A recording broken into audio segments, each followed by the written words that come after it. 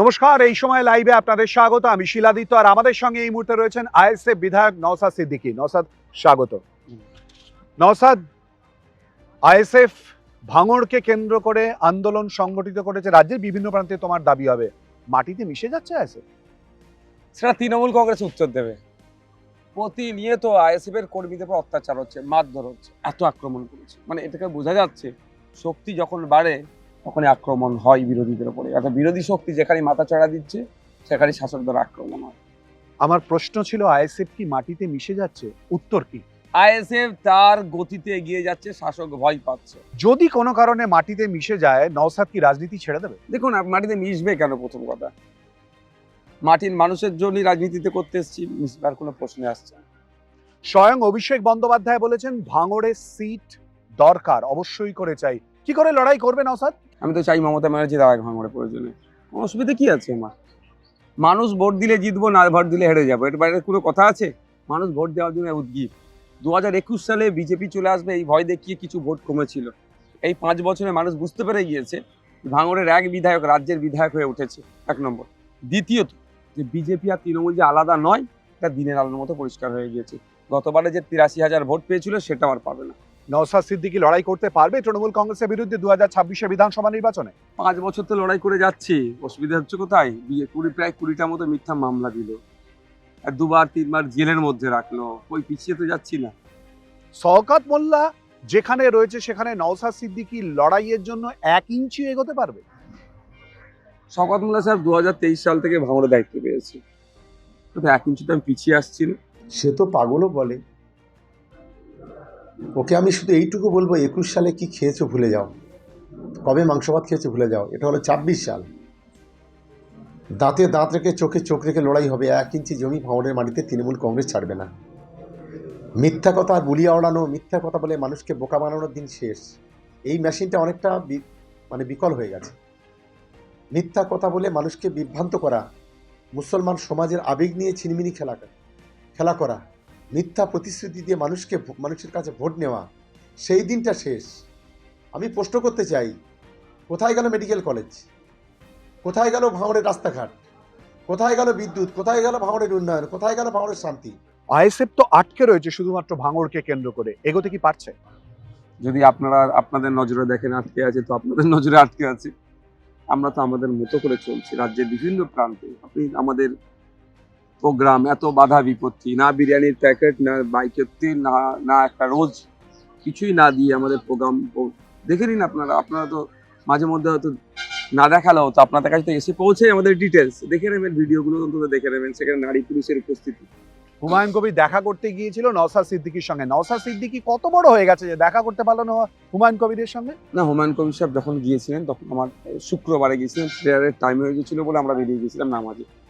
তারপর যোগাযোগ হয়েছে না, তারপর সেভাবে যোগাযোগ হয়ে ওঠেনি ওনার সাথে আমার। হুমায়ুন কবিরের সঙ্গে কোনো রকম মেলবন্ধন পলিটিক্যালি তৈরি হবে?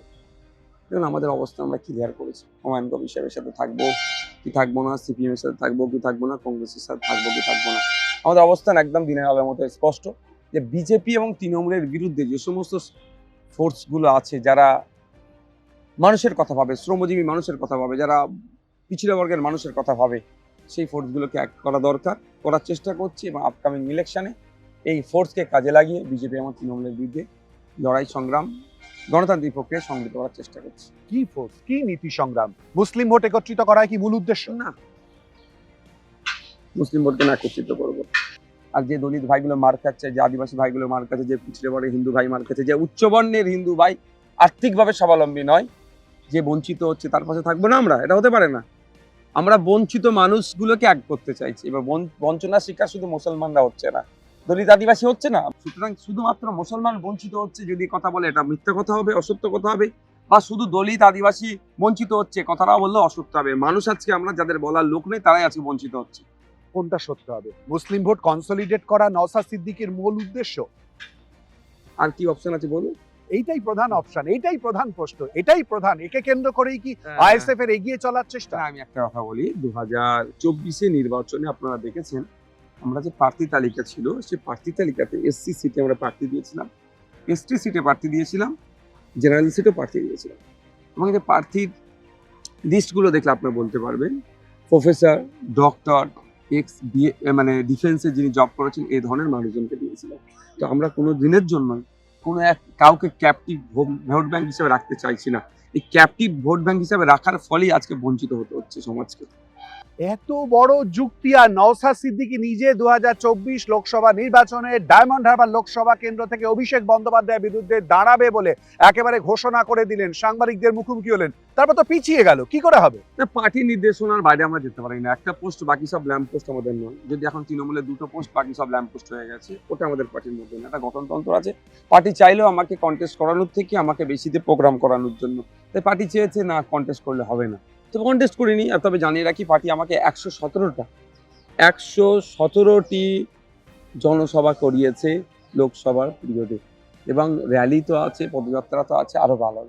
ভয়ে অভিষেক বন্দ্যোপাধ্যায়ের বিরুদ্ধে তো ভোটে দাঁড়ানি নওশাদ সিদ্দিকী। ওটা আপনাদের কাছে ভয় পেতে পারেন আপনারা।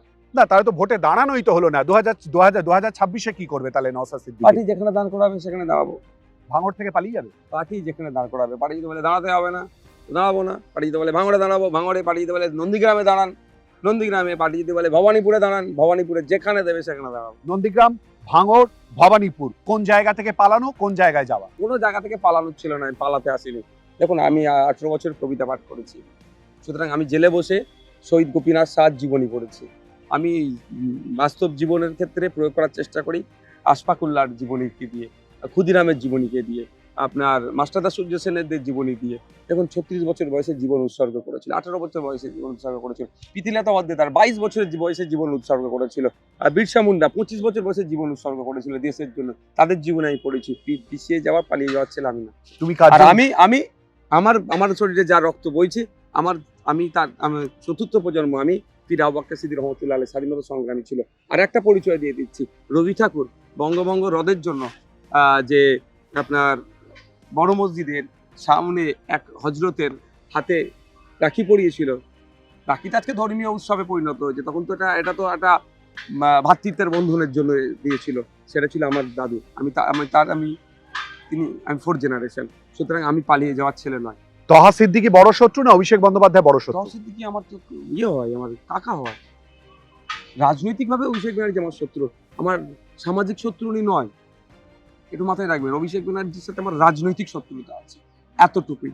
যখন অভিষেক ব্যানার্জির একটা সময় আসছিল, আপনারা দেখেছেন, যখন চোখের অপারেশন করাতে গিয়েছিলেন এতে আমেরিকাতে, অনেকে অনেক খিল্লি করেছে। আমি কিন্তু খিল্লি করিনি। আমি অভিষেক বাবুর চোখের সুস্থতা চেয়েছিলাম, এবং সাথে বলেছিলাম ওখানে যে টেকনোলজি ইউজ হচ্ছে ওটা নিয়ে এসে বাংলার মানুষের জন্য দেওয়া হোক, এ কথা বলেছিলাম। শুভেন্দু অধিকারী স্নেহ করে নওশাদ সিদ্দিকীকে? আমার সাথে তো দেখাই মানে কিভাবে করবে। বিজেপি যদি টিকিট দেবে বলে নওশাদ সিদ্দিকীকে, বিজেপির দিকে ঢলে পড়বে নওশাদ সিদ্দিকী? কোন দুঃখে আমি যাব? আমাদের নিজস্ব পার্টি আমরা তৈরি করছি সকলের উদ্যোগে। পার্টি তো ভালোই গতিতে চলছে। পার্টি আজকে মেন স্ট্রিম যে সমস্ত দলগুলো আছে তাদের থেকে বিভিন্ন ক্ষেত্রে আমরা আগে পারফর্ম করে বেরিয়ে যাচ্ছি। আমি কেন দল চেঞ্জ করতে যাব? আর দল চেঞ্জ করার হলে তো আমি তৃণমূলে যেতাম। তৃণমূল তো আমাকে মিনিস্ট্রি অফার দিয়ে রেখেছিল, যদি এখন হাঁপিয়ে গেছে, এখন আর দেয় না। নওশাদ সিদ্দিকী ধর্মীয় মেরুকরণের পক্ষে কথা বলে? আমার একটা শব্দ বলুন, আমার এই রাজনৈতিক 4.5 বছর বয়সে, রাজনীতির বয়স 4.5 বছর, একটা এই শব্দ বলুন, এই শব্দ দিয়ে ধর্মীয় মেরুকরণ হবে, একটা সিঙ্গেল ওয়ার্ড। বরঞ্চ আমার বক্তব্য ধর্মীয় দুই সম্প্রদায়ের মধ্যে সেতুর বন্ধন করা, সেতু তৈরি করা, জাত বন্ধন নির্বিশেষে মানুষের মধ্যে সম্প্রীতি, ঐক্য, বাংলার যে আসল যে বাংলা, অ্যাকচুয়াল যে বাংলা আমরা একসাথে থাকতে চাই, সেটা তৈরি করা। 2026 বিধানসভা নির্বাচনে জোট, ঐক্য এগুলো কি আদৌ থাকবে, নাকি সবাই ধোঁয়া হয়ে থাকবে? কংগ্রেস, সিপিএম, নাকি সমদূরত্বের জায়গা আছে?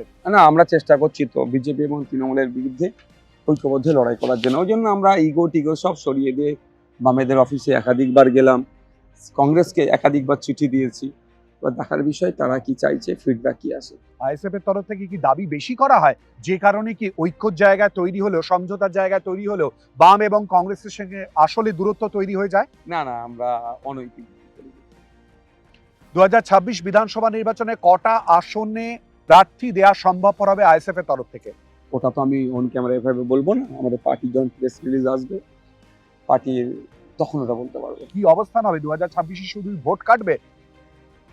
2026-এ যদি ভোট কাটবে, এটা কথাটা কার, আপনার কথা না তৃণমূল কংগ্রেসের কথা শুনে আপনি আমাকে বলছেন? এটা তো স্বাভাবিক জায়গা। আইএসএফ তো নিশ্চয়ই না, করে আমি বলছি- নির্বাচিত সরকার গঠন করার আমি জায়গায় বলছি- পৌঁছতে পারবে আমি না। বলছি অবশ্যই গঠন করা সরকার। আপনি ভারতবর্ষের ইতিহাস একটু, আপনি আমার থেকে অনেক সিনিয়র জার্নালিস্ট, কে বললো? আমি জাস্ট একটু উদাহরণ দিই। আমি এটা বাংলায় হবে কি হবে না বলছি না। 4টে এমএলএ সিট নিয়ে না মুখ্যমন্ত্রীর চেয়ারে বসেছে, এটা ভারতবর্ষের ইতিহাসে আছে। আমি বলছি না আমি 4টে নিয়ে মুখ্যমন্ত্রীর চেয়ারে বসবো, মুখ্যমন্ত্রীর চেয়ারে বসে আমার স্বপ্ন নেই। আমার স্বপ্ন হচ্ছে গ্রামের মানুষরা স্বাস্থ্য পরিষেবা নিতে শহরে আসতে লাগবে না, তার জেলাতে যাতে পায়। এটা আমার স্বপ্ন, এই ধরনের স্বপ্ন, যা কোনো সময় ব্যাখ্যা দিয়ে হলে বলবো। তাহলে সুতরাং যে সরকার গঠন করতে পারবো না, এটা বলাটা তো ভুল হচ্ছে। আবার ফিরে আসছি, নওশাদ, আমি আপনি শুনতে আমাকে পাচ্ছি না আপনি- নওশাদ, আমি শুনতে হ্যাঁ। পাইনি বা আমি ভুল ব্যাখ্যা করছি না তো, মানে আমি আরেকবার বোঝার চেষ্টা করছি। নওশাদ সিদ্দিকী 2026-এ আইএসএফ এর নেতৃত্বে সরকার গঠন করার কথা বলছে, আমি কি ভুল বলছি? একদম বিজেপি তৃণমূল এই 2026 নির্বাচনে মানুষের ভোটে পরাজিত হবে, কারণ মানুষ আর ধর্ম খেতে পাচ্ছে না। পেটে খিদে আর আমাকে ধর্মের গল্প শোনাচ্ছে। আমার ছেলেটা উচ্চশিক্ষায় শিক্ষিত হয়ে বসে আছে বাড়িতে, ধর্মের গল্প আমাকে শোনালে হবে?